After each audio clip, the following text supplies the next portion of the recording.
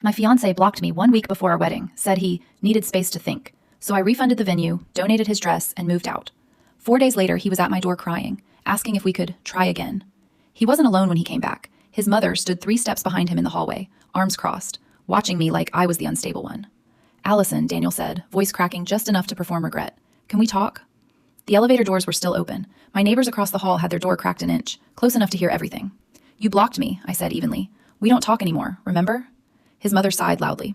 Sweetheart, he just panicked. Men do that before big commitments. I didn't look at her. I kept my eyes on Daniel.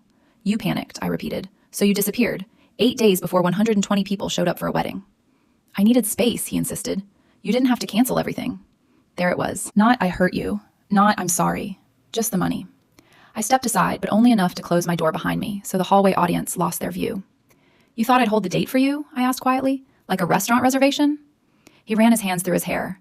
I just needed time to think. And you thought I'd wait while you did that? Silence. His mother stepped in again. Refunding the venue was extreme. His father already told relatives it was postponed. I didn't postpone, I said calmly. I canceled. Daniel flinched like that word physically struck him. You embarrassed me, he snapped. I almost laughed. You blocked me on everything, I said. You moved out without telling me where you were staying. And I embarrassed you? He looked at the floor. That's when I placed the small envelope on the kitchen counter between us. He stared at it. What's that? Open it. His fingers trembled slightly as he slid out the single sheet inside. His face changed.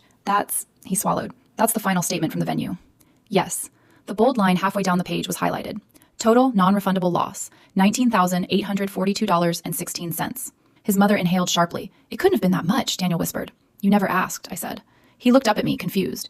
You never once asked what things cost, I continued. You just assumed I'd handle it. His jaw tightened. Why are you showing me this? Because, I said, sliding my phone across the counter. This was transferred yesterday. On the screen was a confirmation notice, a charge reversal request filed through my bank.